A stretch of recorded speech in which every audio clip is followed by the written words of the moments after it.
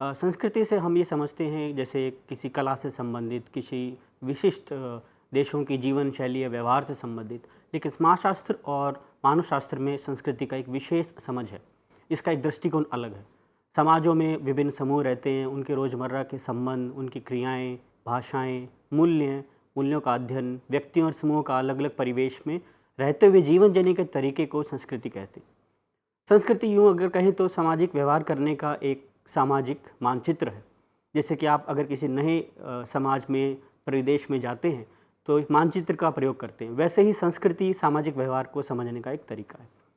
यह एक सामाजिक समझ है जो व्यक्तियों और समूह की अंतःक्रिया से विकसित होती है। संस्कृति मनुष्यों को, व्यक्तियों को एक विशिष्ट पहचान प्रदान करती है और एक दूसरे से भिन्न भी बनाती है। संस्कृति हमेशा परिवर्तनशील रहती है और ये विकसित होती रहती है, संकुचित भी होती है, कभी विस्तारित होती रहती है। इसलिए संस्कृति एक अलग अलग रूपों में, अलग अलग देशों में, समाजों में पाई जाती है। संस्कृति के प्रमुख प्रकार की अगर हम चर्चा करें तो संस्कृति भौतिक स्वरूप में भी पाई जाती है और अभौतिक स्वरूप भी होता है। भौतिक स्वरूप में हम जोड़ सकते हैं जैसे कि उपकरण हो गया, कोई टेक्नोलॉजी हो गई या नई टेक्निक्स, उस तरीके से। और अभौतिक स्वरूप में हम चिन्हों को, मूल्यों को, नैतिकताओं को शामिल करेंगे। नैतिकताओं और मूल्यों से शामिल करते हुए एक नया प्रकार का सामाजिक एक इमेज प्रदर्शित की जाती है। अलग अलग प्रदेशों में, अलग अलग समाजों में विभिन्न प्रकार की संस्कृतियाँ होती हैं। अगर हम बोलें तो जैसे प्राकृतिक परिवेश में मैदान होते हैं, कुछ लोग पहाड़ में रहते हैं, कुछ लोग नदियों के किनारे रहते हैं, जंगल में रहते हैं, रेगिस्तान में रहते हैं।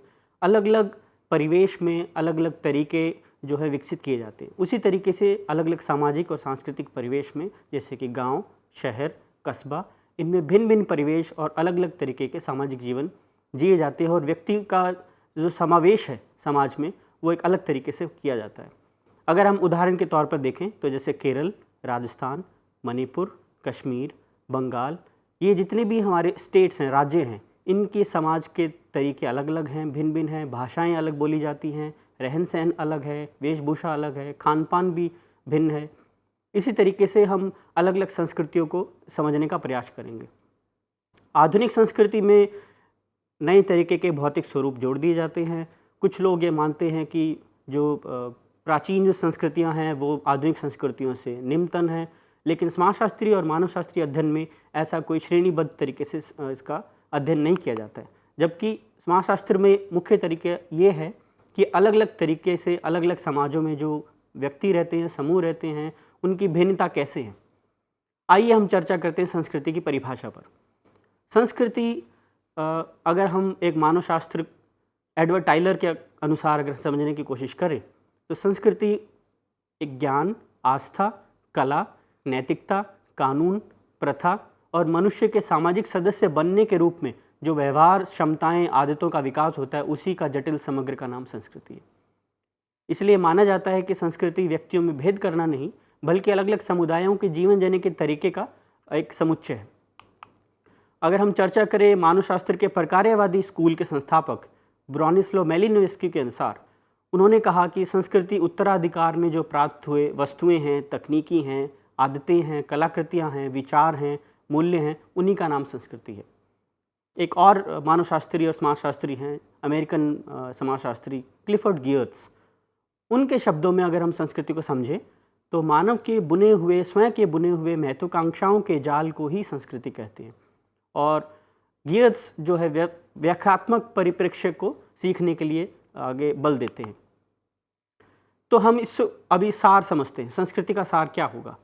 संस्कृति सोचने, अनुभव करने और विश्वास करने का एक तरीका है। जैसे कि अलग अलग समाजों में अफ्रीका के जो देश हैं, एशिया के जो देश हैं और यूरोप के जो देश हैं, उसमें सोचने के, अनुभव करने के, देखने के तरीके अलग अलग हो सकते हैं। संस्कृति लोगों के जीवन जीने का संपूर्ण तरीका है, जिसमें बोले गए शब्द और हम चिन्हों का इस्तेमाल करते हैं, संकेतों का इस्तेमाल करते हैं, वो भी शामिल होते हैं। उसी तरीके से संस्कृति एक व्यवहार का सारांश भी है। संस्कृति सीखा जाता है और संस्कृति सीखने के लिए एक परिवार नामक जो संस्था है, जो कि समाजशास्त्र में बहुत महत्वपूर्ण मानी जाती है, परिवार से, नातेदारी से, पड़ोस से सांस्कृतिक व्यवहार को हम सीखते हैं और एक पीढ़ी से दूसरी पीढ़ी में हस्तांतरण भी होता है।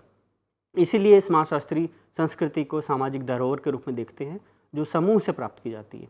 संस्कृति व्यवहार का एक मानवीय नियमितीकरण का एक साधन भी है, जो कि एक नियमितीकरण करता है, सामान्यीकरण करता है कि किसी प्रकार की संस्कृति और परिवेश में कैसा रहा जाए। आइए हम प्रकाश डालते हैं संस्कृति के 3 मुख्य आयामों पर। पहला, संज्ञानात्मक आयाम। संस्कृति में देखा सुना हुआ व्यवहार, जिसको हम अर्थ देकर दिनचर्या में लेकर आते हैं, समझते हैं, उसको हम संज्ञानात्मक व्यवहार कहते हैं। जैसे कि आपके मोबाइल का कैसे इस्तेमाल किया जाए, आप यहाँ से एक यात्री बनकर अपने घर कैसे जाएंगे, आप विद्यालय में कैसा व्यवहार करेंगे, ये एक सीखा हुआ, सुना हुआ, देखा हुआ एक व्यवहार है। इसका आयाम को हम संज्ञानात्मक आयाम कहते हैं। दूसरा जो आयाम है, जिसको मानकीय आयाम कहते हैं।